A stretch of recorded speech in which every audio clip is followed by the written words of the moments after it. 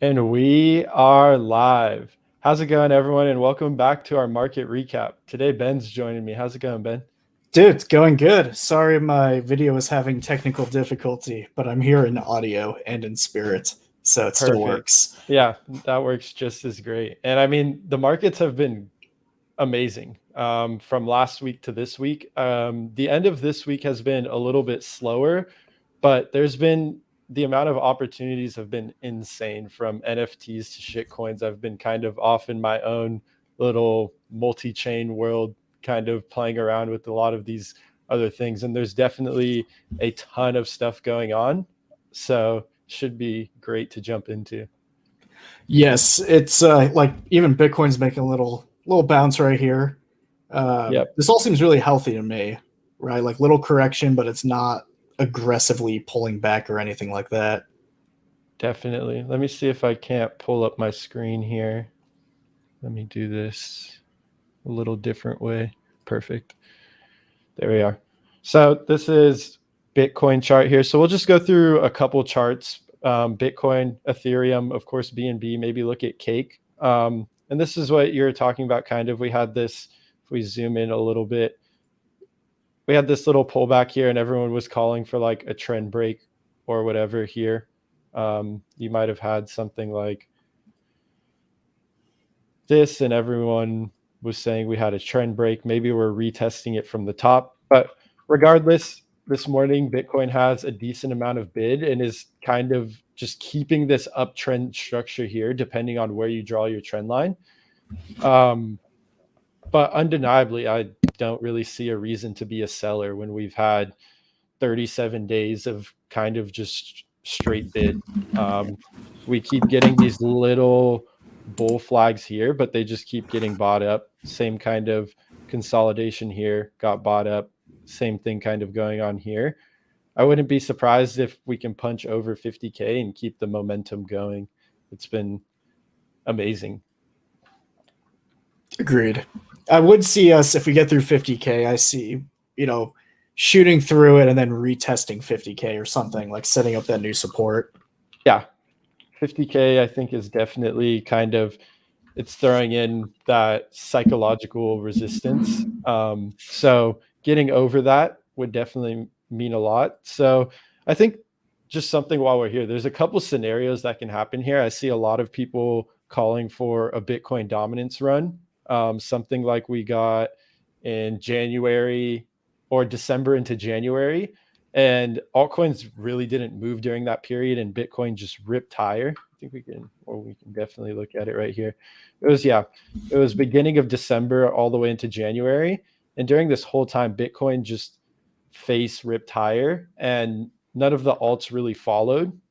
So I'm curious if that happens here again, because if we actually go to the Bitcoin dominance chart, which this is just charting, this isn't the prettiest chart. Let me see if I can't get everything off of here. It doesn't have all the history here, but you can see that Bitcoin dominance is trending near lows.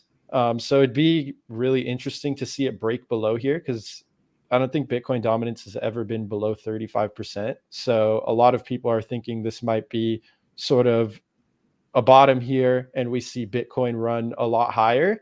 And I think that would be a recipe for something we saw into December and January last year, where you had this massive run up on Bitcoin here for about an entire month and alts were standing still. But there's also the other case: if Bitcoin wants to stay trending in here below all-time highs and like above 45K, there's no reason that kind of this altcoin GameFi NFT mania doesn't stop, in my opinion. So who knows what's more probable, but those are, I think, my base cases right now. I don't know where you're at with that, Ben, but I think you definitely remember this sort of December to January run up. It was painful if you were in altcoins. I think, though, here's the thing. I think I would almost rather see Bitcoin just run, let's say, through the end of September, right? Because then that would mean that October and November alts just rip your face off. Like that's what would happen. Definitely. And so, like, if BNB's previous all-time high was like whatever 600, we're only what 20-25% away from all-time high on most altcoins at this point. I don't think we're really all that far. So yeah, if Bitcoin can just make a run and actually get new highs when altcoins follow, it's going to be ridiculous. Yeah, so it'll be interesting. That's definitely something I'm thinking about, because for those of you who weren't in altcoins here, like I'm reiterating this again, this was really painful. You watched Bitcoin go up 130% in a month, and your altcoins probably moved like anywhere from like 20 to 50%. So it's just kind of gut wrenching to watch the major coin, the coin of the space, outperform that hard. So definitely something I'm looking at as Bitcoin dominance gets into these lower levels.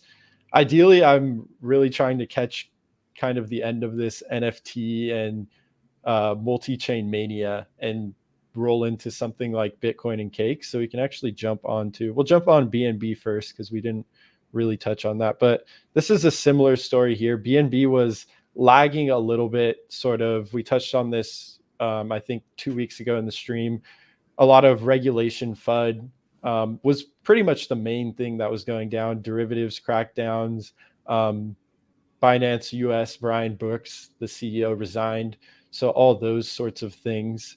But we got this nice pop here on BNB starting like a week ago. And so BNB looks incredibly strong as well. And kind of what you're talking about here, we're 35% off all-time highs. So this looks extremely strong as well. This was what I was looking at. I don't know if I mentioned this on stream, but just a little pointer here that I've noticed in crypto. When you typically get grinds up like this, where the candles are super small, low volatility, it's very often you get sort of like you're pushing a ball underwater and you get these nice markups. So that's just something cool to point out there on BNB. What are your thoughts on BNB, Ben? I know you love your price predictions. Oh, my totally bogus price predictions. So I'm going to go with case one, which I think is maybe what happens. Bitcoin keeps running, right? And so this maybe does one of these here. Maybe. But in the scenario that Bitcoin slices through whatever it was, 65,000, the same way it did to 20,000, what I could see happening is BNB is $1,200 in the blink of an eye after barely moving, right? So let's say end of September. Nobody should invest based on this logic. So end of September, Bitcoin is like 75,000, right? It just slices right through there. Then I'm gonna have some fun with this. Hold on. Okay, so then BNB is going to its previous all-time high is going to be meaningless to it, right? And so we're going to be at like $900 to $1,000 in a matter of weeks following that. All right, I'll give you October 4th. October 4th. This is what Ben is. I like this though. I could go for some 1,200 BNB. Why not? I'm a perma bull. This is what I. Maybe we come back into here and do one of these numbers, and then just. I don't even think it pulls back that far. But yeah, basically just does that. I like that. One of those numbers. I'm liking it. Especially because once this, these other chains are getting a lot of attention right now, but it's going to rotate just like everything. Yeah, so it always does. It'll get crowded over there. Then all of a sudden, these BSC tokens look more appetizing, basically, and capital just flows around. Yeah, I'm very in between. I don't know what happens. Maybe I'm just thinking too much about the pain I endured in December. I was like all in altcoins and just watching that Bitcoin dominance pump, and I'm seeing smart traders call for it. So we'll see. Well, I don't think the NFT craze is over yet. I'm still seeing a lot of money laundering and people being cautious. Once Ben starts listening to my NFT talk, it's probably time to offload. I think the key thing to note here is if this scenario plays out, don't sell your altcoins when Bitcoin hits previous all-time high, right? Don't chase the Bitcoin pump, because then a month later, your altcoins probably went up 300%. That would be the thing to take away is what not to do is don't chase the Bitcoin pump if you're in altcoin positions. Definitely. And then we'll end this off with Cake because this bid has been insane on this. And then we can get into some more fundamental things, look at some projects and or we'll keep the charts up because why not chart some low cap coins? That's always fun. But Cake has been doing wonderfully. Cake always is extremely auto correlated to BNB. They look extremely similar. So if you're a Cake holder, you probably like this amazing drawing here we have on BNB. I'm actually going to screenshot this because I'm definitely not saving this, but we'll keep it for the record. So I could say I told you so in October. Exactly. Perfect. Yeah, is Cake deflationary yet? I don't think so, but it's incredibly close. I have no idea on the calculation. That used to be something I kept up on, but I have not for a little bit. Let me see. Where's the Cake at? There it is. So this is draw the exact same chart there. Yeah, you definitely can. So Cake from the bottom is up 135% in 42 days. And this is quite literally just straight bid here. And I think this is really interesting. I think this is kind of signaling that there is going to be sort of a supply crunch on Cake when these emissions get cut. I think the emissions have already been cut. They're reallocating farms. They're doing the whole thing in steps. Last time I checked, it was getting near the end. I'm not sure if that finished yet. But this looks incredibly good. And this is kind of, when I think of one of the most asymmetric bets on Binance Smart Chain, it really sounds like Cake. Just back to all-time highs, you have like 100%. And then if this is something where even if Cake can't get deflationary, but can just keep the rewards, like almost get emission neutral, it's going to be massive for the token. And it's like the upside is going to be unreal. You're not really running around with this fully diluted market cap, like a tail that's kind of haunting your token. Nothing will really be holding this back. So I've really been keeping an eye on Cake. Cake is something where I would probably just allocate into Cake instead of BNB at this point. Granted, looking at risk, understanding that Cake is going to be more volatile, but just the fact that Cake will have higher yield and it performs very similar to BNB, especially considering what Cake was up 135%. I think I just said off the lows, and BNB is up 109. So you can see that it's outperforming, and the yield is definitely outperforming on that as well. So this is definitely something to watch here. And this is one of the rotation plays I'm actually trying to catch. Currently, I'm just in a lot of micro caps and NFT plays. Yeah, something I want to point out about like a token like Cake, and I'm interested to hear your thoughts on this, is, Bitcoin pulled back from, let's say, 51,000-ish, right? 50,000 and change to 47 and change. And the altcoins didn't take that big of a hit, which to me was super bullish. Meaning, a lot of times when you see Bitcoin hit those pullbacks, the altcoin market's just like nuked 20% or 30%. Yeah, so I think Cake held incredibly well during that. Yeah, and I think what happened is right when we got above sort of these levels here again, somewhere around here, like the market just went giga risk on. Everyone was like, okay, this isn't over anymore. We're back over 40K. We're back over 45K. So I think what's happening is this is just an incredible sweet spot for altcoins in here. So if we do get sort of this case where Bitcoin just trends, consolidates right here under all-time highs, I think we keep seeing the same exact mania. I think if and when Bitcoin gets over 60,000, I think that's when we'll start to see this face rip, the Bitcoin dominance run, and everyone who's in shit coins and NFTs will feel the pain. But at the end of the day, these smaller cap tokens and NFTs will most likely outperform in the long run. It's just definitely catching these rotations and compounding the gains is incredible if you can catch it. It's definitely extremely hard. I haven't really caught any extreme rotations this year.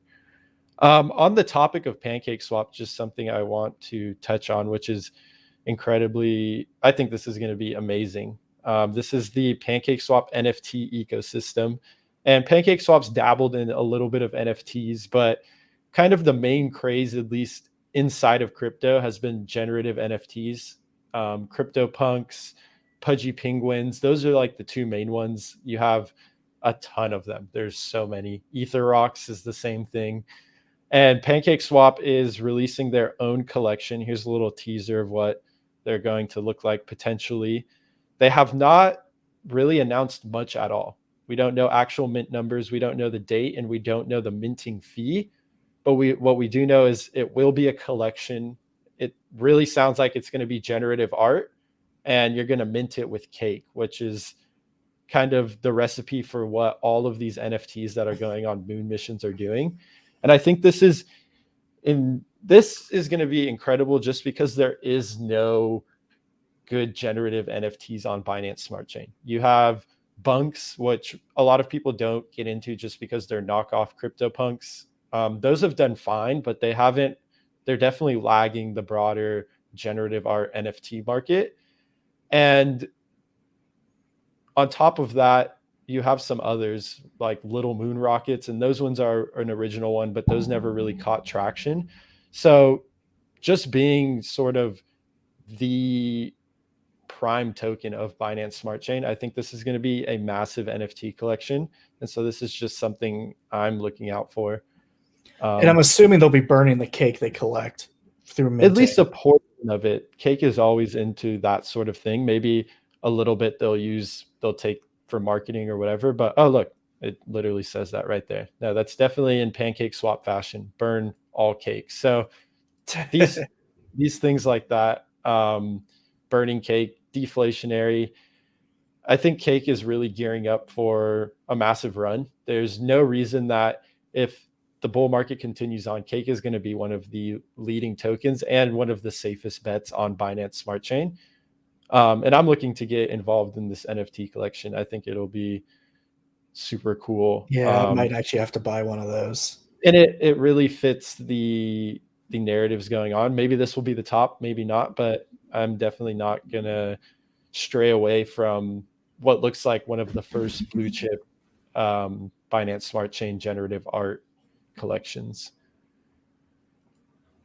Other than that, I do have some other tokens that I've been talking about for a couple weeks, and the narrative has kind of just advanced on these. I'll start on Dex Guru just to show the sorts of moves these tokens have gotten. And I wish I would have listened to myself more. I have such small positions of these because I've just been kind of off and about in Avalanche and Solana world.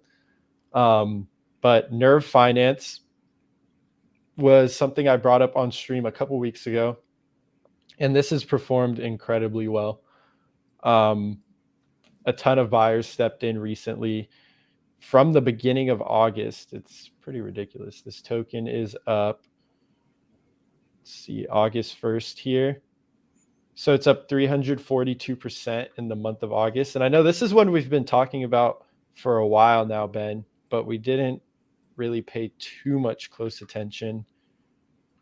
And the newest catalyst that they have is Synapse Protocol, and this is going to be a rebranding. So they're now formally Nerve, and they are moving into multi-chain liquidity layer ecosystem. And you're going to like this. They're looking to build on, let me see if I can't find it here, Polygon, Solana, Terra, Avalanche, and Ethereum layer 2s. So they're really trying to get this multi-chain liquidity set up here, which is becoming ever more crucial. It is. I mean, just the other day, I was messaging you while I was trying to move just USDC from Polygon to BSC, and I had to go through Ethereum. It cost me probably $120 to make this happen, and it took like 4 hours.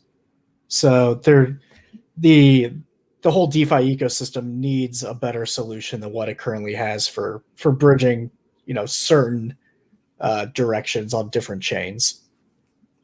Yeah, and this is becoming ever more crucial. There's so much at the end of the day, I've been actually going back and looking at kind of a little bit of the history of Binance Smart Chain just because we're coming up on a year now.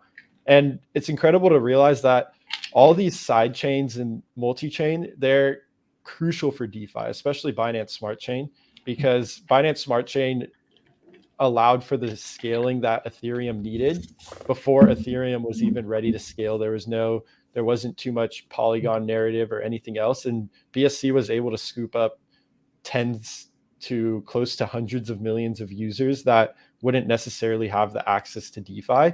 So it's very similar scenarios with all these other chains. They all have some sort of synergy in DeFi, like the broader DeFi ecosystem. It's just getting the liquidity layers where they need to be so they're not fragmented. So I can easily trade from BSC to Avalanche to Solana without worrying about using multiple bridges, swapping between multiple tokens, maybe even jumping on a centralized exchange. So this is something that has incredible demand, and this project has very significant backing. I see people like Thinking Flood on Twitter, CMS Capital, which is a large crypto fund, and then even Three Arrows Capital. Some of the members are definitely keeping their eye on Nerve Finance as well. So this is something I've been watching for a while, and actually I'm really looking to increase my size here. It's just hard. I hate buying tokens when they've ran up, but sort of with this avalanche rush going on, even Solana is back at new all-time highs today. The importance of multi-chain it's so apparent, and none of these chains, I mean, some of these chains might go away, they might lose some steam, but currently I like the argument that all of these chains are useful. They all serve a purpose, and they provide scaling in these DeFi services to people that wouldn't necessarily be able to use them on something like Ethereum. Agreed. I do wonder, and I could be totally off here, but that major hack, that $600 million hack, that was from a multi-chain liquidity layer. Right. And so to me, I think right now I just want to like let another one have a stab at it. Because it's the same as any type of, whenever there's a new type of DeFi product, the first ones there are the ones that suffer these, they're not really hacks, they're more like exploits. Yeah. But, they got to be, market tested. And so I might get a position in it. I might just that's actually a great point. I wasn't even thinking about that tie there, but that makes a ton of sense. And it's definitely something where multi-chain hasn't been market tested as much as something like a basic AMM like Pancake Swap. Now I would assume that Nerve is looking at whatever happened with whatever it was, Poly Network, and they're going to look at where their weaknesses are or were or whatever. But I think it's something just to keep in mind before going crazy with the concept. Because I think like yield optimizers went through a similar thing. So did lending and borrowing marketplaces.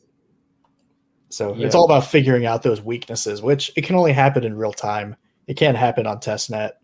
Exactly. It's something that Duncan said in our security summit that we actually quoted it a couple of times. It was something along the lines of every project is a bug bounty. Like these projects are going out to get market tested. And that's especially true for newer novel protocols. I'm not too worried about something like cross-chain liquidity, just because it's been around for a little bit. But yeah, we've seen the AnySwap exploits, and we've also seen the Poly network. So it's definitely something to keep on the radar there.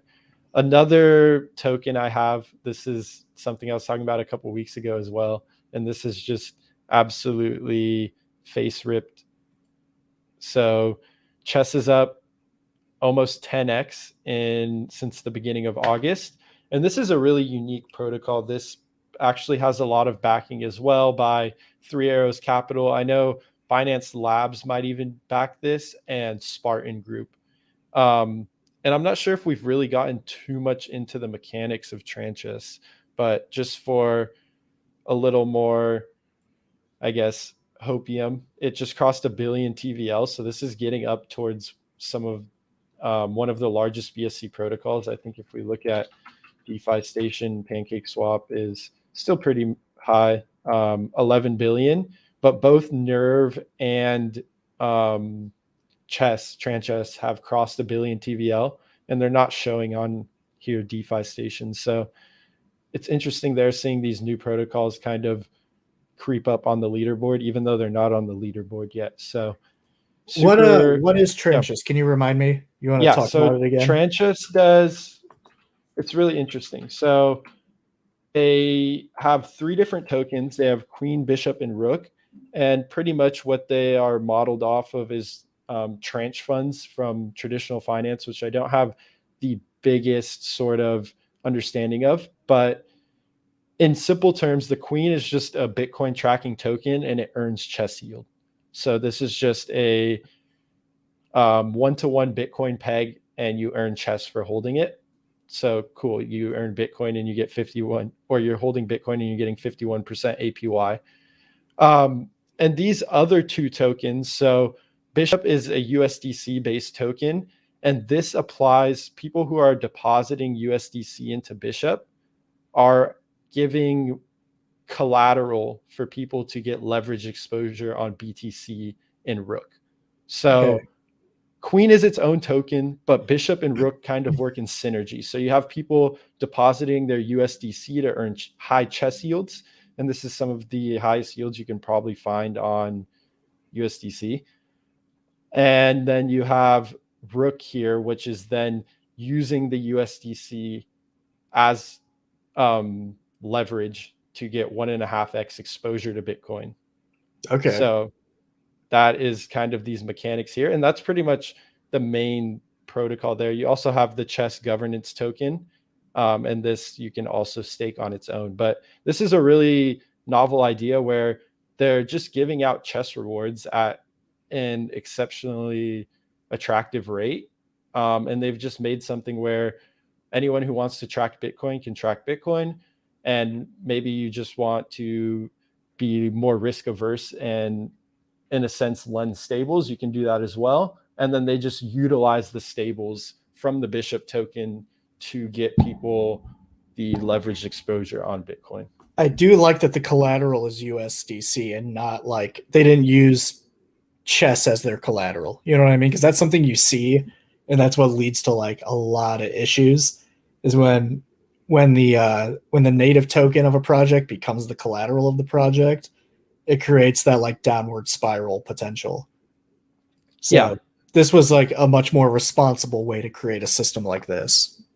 And my only thing here is like, how long can these yields stay this high? This is like the chess token is what is keeping this protocol attractive. But this is kind of the case for most yield farming applications. And as long as they keep providing, like, this is a novel and innovative market, they don't have to stop with leveraged Bitcoin exposure. So this is something that I don't see why it can't continue. And this is incredible to get 1-to-1 Bitcoin exposure and get something like 50% APY. Yeah, I like that. Also, when you stake your chess, you earn Bitcoin, which is another cool mechanic there. Huh. So you could almost like earn chess with your Queen token and then take your chess, stake it, and make more Bitcoin. Yeah, that's pretty nice. So this one has had immense backing as well. So there was a private round ran by 3 Arrows Capital, Binance Labs, and Spartan Group, and this has just been on a tear since then. This is probably one of the best performing tokens on Binance Smart Chain.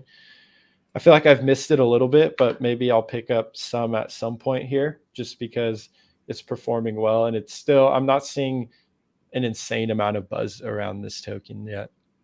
Obviously, it's doing great, so not going to go ape into that, but definitely something there. What about you, Ben? What have you been keeping your eye on?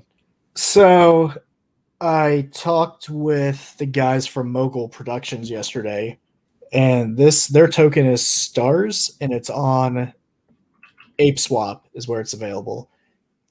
They've got super cool concept. It's basically like democratizing film production, and these are all, I know like you love your like financial stuff, and I do too, but now whenever I hear these like totally novel, industry concepts, I always get excited. So if you're a stars holder, you actually get to vote on the movie that will go into production, and then you also become essentially like a profits partner of it. And so this is just another industry that DeFi can have an impact on and give people access to types of investments that you usually don't think of a film as an asset, but it absolutely is an asset because it makes money. So just another interesting exposure concept that you can get in your portfolio. Like if you want to have exposure to the income of film production now, you can do that.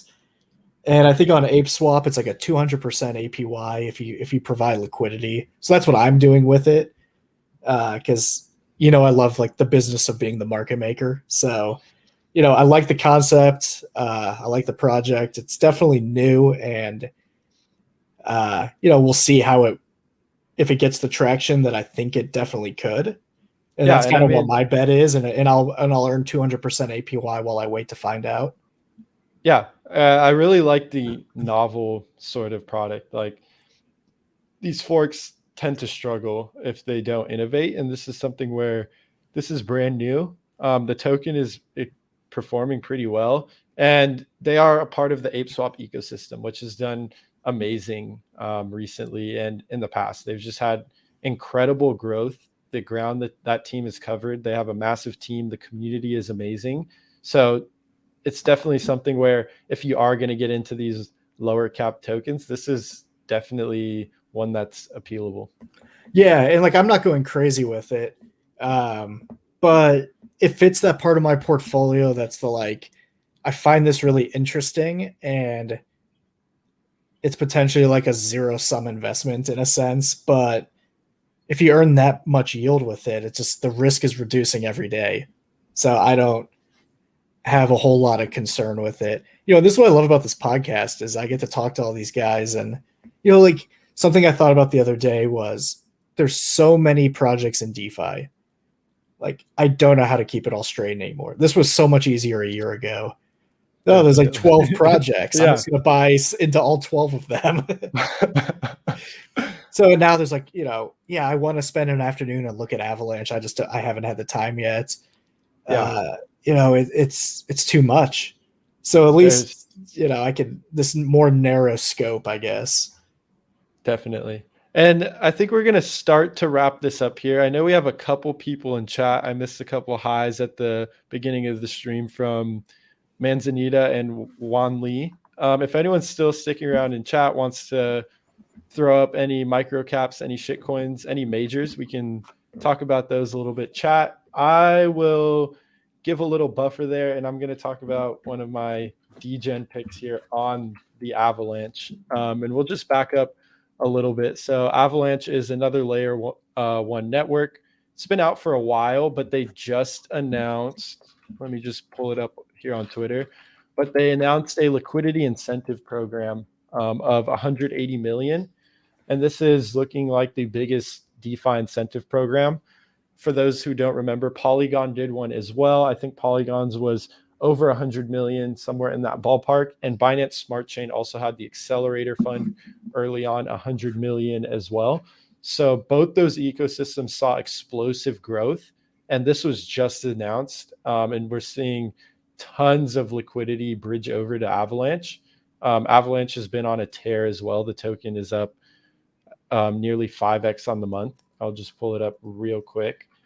So this is kind of that next sort of layer one that's popping out. There's a bunch of DeFi incentives that are going to be, and I mean, just look at this chart. There's a bunch of DeFi incentives that are going to be laid out. Sushi Swap and Curve haven't even bridged over yet. So it really looks like there's a lot of capital moving. And this is a trade that I found because of Crypto Messiah, someone on Twitter, and he actually front ran this trade way down here in the beginning of August. But sort of the thinking behind this trade is you're front running all this liquidity that's going to come suck up the Curve yields and the Sushi Swap yields, that it's really just 180 million in free yield incentives on top of what the projects might already give you. And we haven't really seen this kick off yet. So I've been dabbling a bit in Avalanche, and I'm specifically just taking a very just concentrated bet, not so much in size, but in sector. And I'm kind of just trying to base this off experience of Binance Smart Chain in the sense that dog tokens, RFI dog tokens love to run. So I found a RFI dog token with the help of everyone who's on this Avalanche wave, notably Crypto Messiah.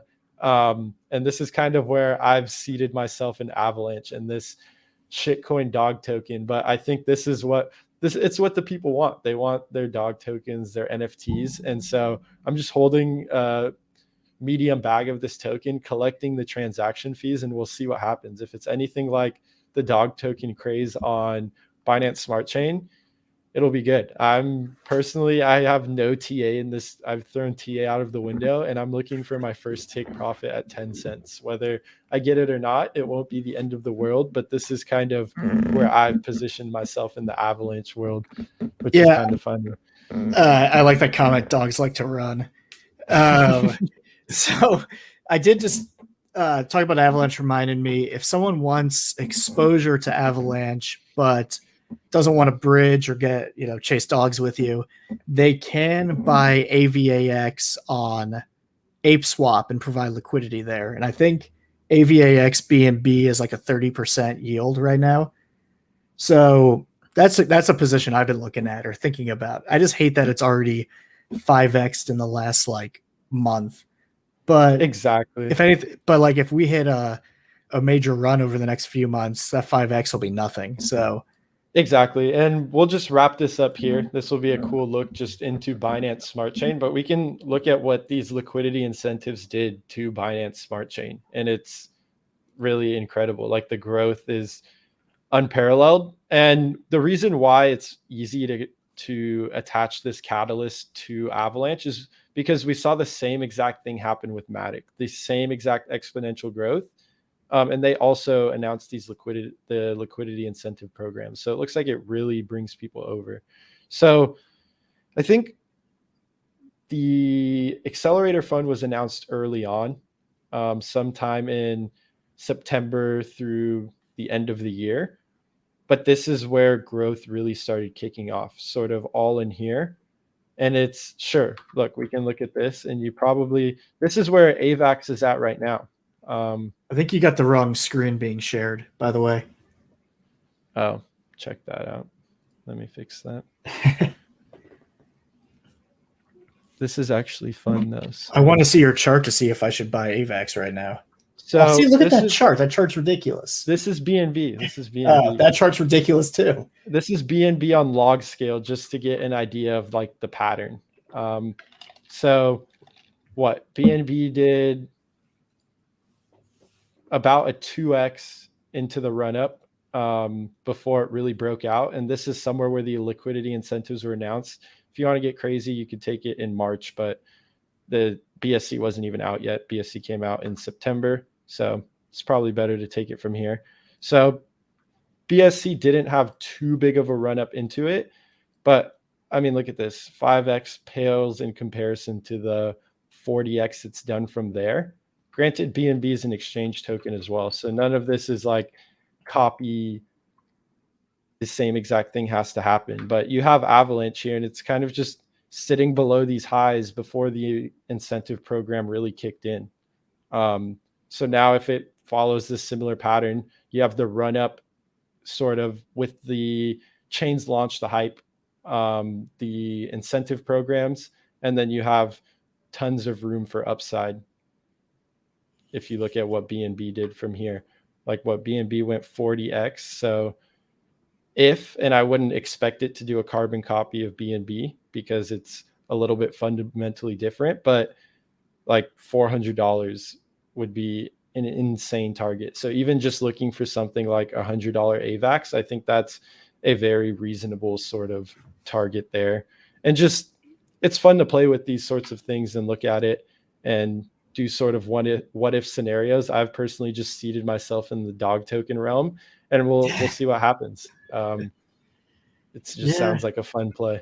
I might make this AVAX BNB position today or this sometime next week. I've been kind of just like hoping to see a pullback, but a lot of times, I think you got it yesterday. Yeah. Hopefully, at least that's my copium. I mean, I could always put some in if it pulls back more, put a little more in. If it doesn't pull back, then I'm good, right? That was exactly my move on the dog token. I bought a little bit at 3x, and then it pulled back, and I bought more. It pulled back some more, and I bought a little bit more, and I'm definitely capped out now. So I'm just in it for the ride now. Well, hopefully the dog token market doesn't get flooded too quickly. Yeah, actually, one of them just dropped. It was, I can't remember the ticker, but it actually rug pulled. So bad for the AVAX ecosystem, but less competition for ShibX. So I actually bought more on that news, but we'll see what happens. I think we can wrap up the stream there. We have some antics to keep up with next week. I'll be watching out for the Pancake Swap NFTs, maybe BNB over all-time highs. That's what Ben's looking for. I'm looking for ShibX over 1 cent. And other than that, the market just looks incredibly healthy. Hopefully we don't get into this Bitcoin dominance rip too quick, and I can actually catch this rotation. So those are sort of all of the things I've been kind of dabbling in and thinking about in the market. So I appreciate everyone for joining us. Ben? Very cool. Yeah, I think I just want to see this sideways for Bitcoin continue, right? Or just break that 50,000 in the next anything week. But down. Anything but down is what I'm looking for. I really want to see this sideways keep going, just because this NFT mania is unreal. But it can't go forever. This will definitely break out at some point. So just something to watch for. Again, thanks everyone for joining us. Go ahead and like and subscribe the video. Definitely subscribe, because we're going to be doing a lot more content. We've been doing a couple live streams a week now. We try to get one project on a week, and then Ben and I do our market recap. We'll also be starting to get some tutorial articles out in the near future, and then even more close to almost article format videos where they'll have a specific topic and we'll really dive in things like going in depth into projects like Nerve and Tranchess and really documenting the moves and all of that. So definitely subscribe for more content, and we're only looking to up level it from here. Thanks everyone for joining, and